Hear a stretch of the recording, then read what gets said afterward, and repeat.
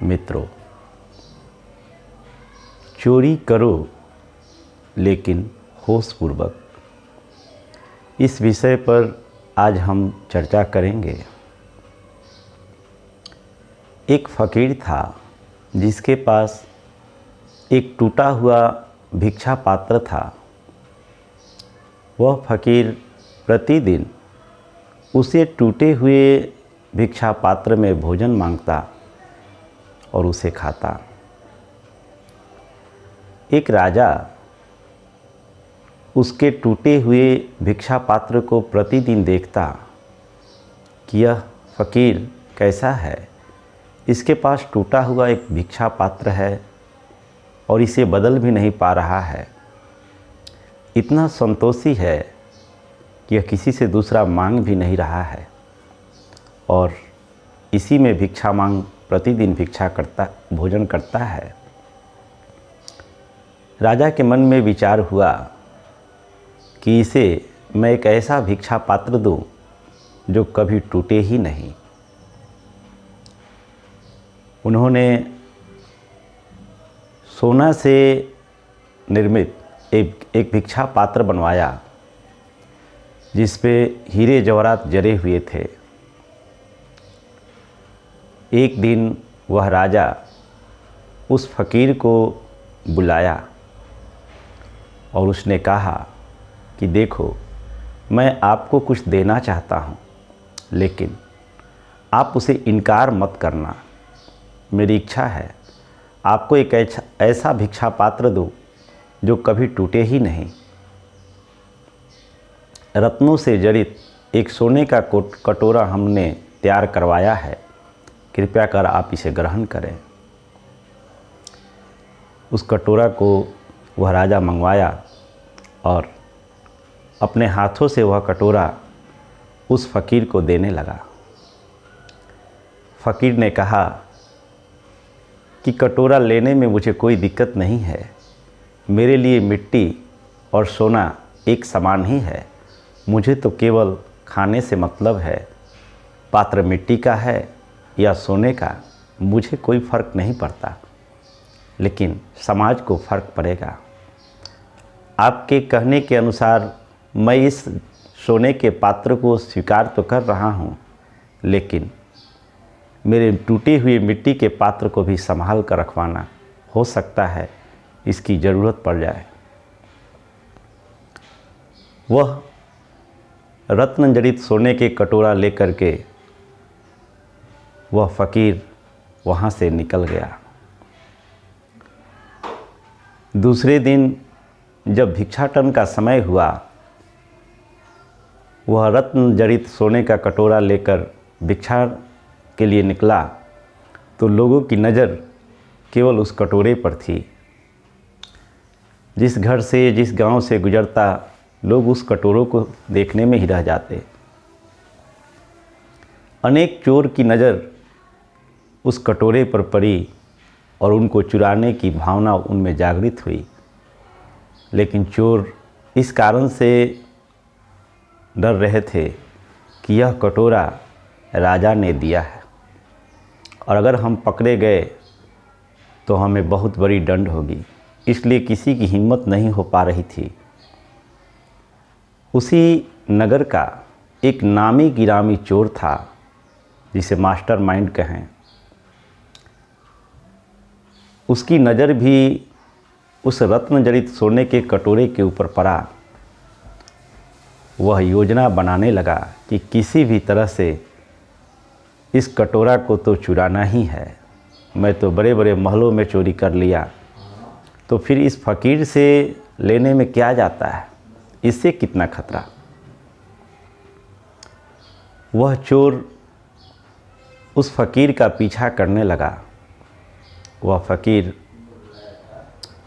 अपने कटोरे में भोजन जो मिला वो लिया और धीरे धीरे अपने झोपड़ी की ओर बढ़ रहा था। दोपहर का समय था, तपती धूप थी।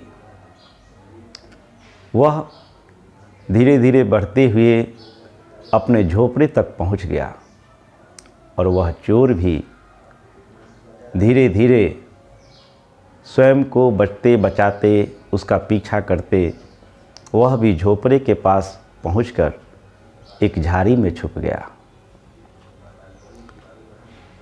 फ़कीर अपने झोपड़ी में प्रवेश किया और मिले हुए भोजन को खाने लगा। झाड़ी में छुपा हुआ चोर यह सोच रहा था कि यहाँ तो कोई है ही नहीं और कोई खतरा भी नहीं है। जैसे ही भोजन करने के बाद यह फ़कीर थोड़ा विश्राम करेगा, सोएगा, तो चुपके से मैं झोपड़ी में प्रवेश करके वह कटोरा ले लूँगा।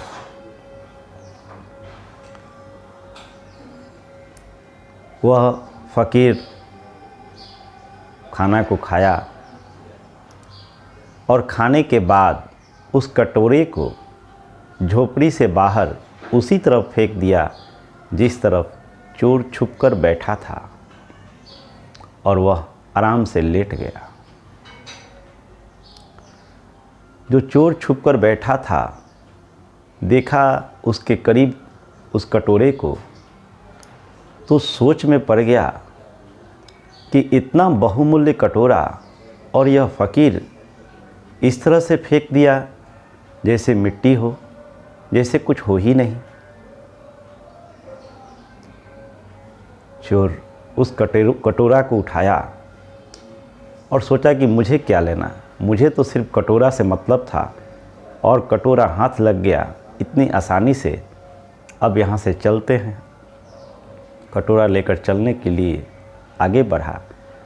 उसके मन में फिर विचार आया कि आखिर क्या कारण हो सकता है कि यह फ़कीर कटोरे को इस तरह से फेंक दिया। हो न हो इसके पास इससे भी कोई ज़्यादा बहुमूल्य रत्न हो, जिसके कारण उसके सामने इस कटोरे का कोई मूल्य नहीं। तो इसे एक बार मिलना चाहिए। और मन में विचार भी करता है कि मिलने में ख़तरा भी कुछ है नहीं, क्योंकि यहाँ तो आसपास में कोई है भी नहीं, और अगर वह जान भी जाए कि मैं चोर हूँ तो क्या फ़र्क पड़ता है। इस भाव से वह झोपड़े के करीब गया और सोते हुए फ़कीर से कहता है कि मैं अंदर आ सकता हूँ। फ़कीर उठकर बैठ गया और बोला, हाँ, स्वागत है तुम्हारा। कटोरा तो हमने इसीलिए बाहर फेंका ताकि तुम अंदर आ सको।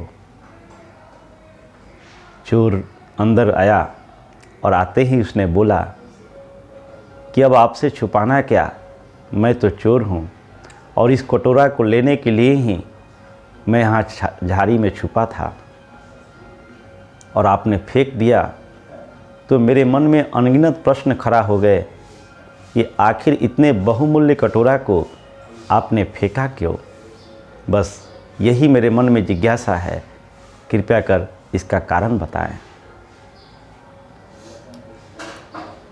उस फ़कीर ने कहा कि मेरे इस कटोरा को फेंकने के पीछे एक ही कारण है कि तुम, अगर मैं कटोरा नहीं फेंकता तो तुम इतनी सहजता के साथ अंदर नहीं आते। तुम आते भी तो एक चोर की भांति आते, लेकिन अभी जो तुम आए हो एक जिज्ञासु की भांति आए हो। मेरे कटोरा फेंकने के पीछे यही कारण। चोर कहता है कि आज तक मुझे ऐसा कोई व्यक्ति नहीं मिला, तो क्या मुझे चोरी करना चाहिए या नहीं, कृपया कर हमें बताएं। वह फ़कीर कहता है कि खूब चोरी करो, जितना जी चाहे चोरी करो, लेकिन होशपूर्वक करना। चोरी करो लेकिन होशपूर्वक करना। अब चोर सोच में पड़ गया कि अभी तक जितने भी साधु संतों से हम मिले तो सभी साधु संत ये बोलते रहे कि चोरी करना अपराध है, चोरी करना पाप है, चोरी नहीं करना। और मैं छोड़ना भी चाहता था लेकिन छोड़ नहीं पाया। और एक ऐसा फ़कीर जो बोल रहा है कि चोरी तो करो लेकिन होश में रह कर करो। मित्रों, वास्तव में जिस काम के लिए हमें रोका जाता है उस काम करने के लिए हमारे मन में तीव्र इच्छा जागृत होती है। जैसे आप किसी राह से चल रहे हो और आपको यह कह दिया जाए कि अमुक घर की तरफ नहीं देखना। आप जा रहे थे, आपको उधर देखने का कोई कारण नहीं था, आप नहीं देखते, लेकिन अगर किसी ने कह दिया कि उस घर की ओर नहीं देखना, अब आप लाख अपने आप को मना करने पर भी उस घर के करीब जाते। आपकी थोड़ी सी नज़र उस तरफ ज़रूर पड़ ही जाएगी, छुपते छुपाते कि आखिर क्या कारण है, क्यों रोका गया। जिस काम को रोका जाता है उसके प्रति मन का आकर्षण बढ़ जाता है। आप अनुभव करेंगे, जब कोई व्यक्ति झगड़ा कर रहा हो और उसे रोका जाए तो झगड़ा करने की और उसके अंदर प्रबल इच्छा जागती है। वह आपको अपने से आपको छुड़ाना, अपने आप को आपसे छुड़ाने का प्रयास करता है और झगड़ा करने की तीव्रता दिखाता है। लेकिन अगर उसी व्यक्ति को छोड़ दिया जाए तो तुरंत कुछ ही देर के बाद झगड़ा के परिणाम से समझ जाएगा कि इसका हानि क्या है और लाभ क्या है। फिर जीवन में आपको उसको पकड़ने की ज़रूरत कभी नहीं पड़ेगी, वो खुद ही समझ जाएगा। अनुभव में बहुत बड़ी बल है, बहुत बड़ी शक्ति है। तो उस फ़कीर ने कहा कि चोरी करो, खूब करो, लेकिन होश पूर्वक करना। मित्रों, वास्तव में जितने भी अपराध होते हैं बेहोशी में होते हैं। आप देखे होंगे, जब किसी को झगड़ा किसी से करना होता होगा तो ऐसे वो इतना झगड़ा नहीं कर पाता जितना शराब पीने के बाद करता है।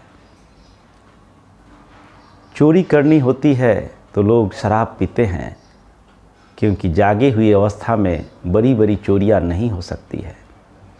हत्या करना है तो उस हत्यारे को पहले शराब पिलाई जाती है, उसे बेहोश किया जाता है, क्योंकि जागा हुआ व्यक्ति हत्या करे ऐसा संभव नहीं है। बलात्कार करना है तो बलात्कारी व्यक्ति शराब का सहारा जरूर लेता है, क्योंकि इतनी बड़ी हिंसा जागे हुई अवस्था में नहीं हो सकती। होश में व्यक्ति इतना बड़ा अपराध नहीं कर सकता। इसलिए उस फ़कीर ने कहा कि चोरी करो, खूब करो, लेकिन जाग कर करना, होश में करना, बेहोशी में नहीं करना। चोर वहाँ से चला गया। अब यह बात उसके मन में बैठ गई, क्योंकि अभी तक किसी ने इस तरह की बातें कही ही नहीं थी। वह एक राजा के राजमहल में चोरी करने गया, तिजोरी के करीब पहुंच गया, तिजोरी को तोड़ भी दिया, लेकिन तभी उस फ़कीर की बातें याद आ गई कि चोरी करना लेकिन होश में करना। जैसे ही उसे इस बात का आभास हुआ कि मैं चोर हूँ और मैं चोरी कर रहा हूँ, तुरंत उसके अंदर चोरी का भाव तिरोहित हो गया, क्योंकि उसे आत्मग्लानि होने लगी कि अरे मैं क्या कर रहा हूँ, मैं पाप कर रहा हूँ।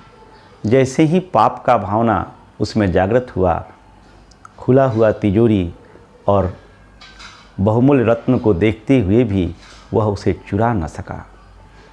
लौट आया और उस फ़कीर के पास पहुंचकर उनके चरणों में गिर पड़ता है और कहता है कि आपने इतनी बड़ी सीख दी कि आज तक कभी किसी ने दिया नहीं था। मित्रों, वास्तव में इसीलिए हर संत महापुरुष जो सच्चे गुरु होते हैं, जो बुद्ध पुरुष होते हैं, उनको आपको समझाने में रस नहीं, वह हमेशा एक बात पर जोर देते हैं कि जग जाओ, होश में आओ। और जगने के लिए ध्यान बहुत ज़रूरी है। ध्यान के बिना कोई भी व्यक्ति जागृति को प्राप्त नहीं कर सकता, होश में नहीं आ सकता, क्योंकि हर व्यक्ति बेहोशी में जी रहा है। जो बोल रहा है और जो सुन रहा है दोनों ही बेहोश हैं, और बेहोशी के कारण ये सारे अपराध होते हैं। बुद्ध पुरुष कहते हैं कि ध्यान करो और होश में आ जाओ, क्योंकि जब तुम होश में आ जाओगे तब तुमसे अपराध होना संभव ही नहीं होगा। जागा हुआ व्यक्ति अपराध कर ही नहीं सकता। इसलिए आवश्यक है जो भी काम करें, जो भी अपराध करें, होशपूर्वक करें। मित्रों, इन्हीं शब्दों के साथ आज की वाणी को विराम देंगे। आप सबका मंगल हो, सबका कल्याण हो, सबका भला हो।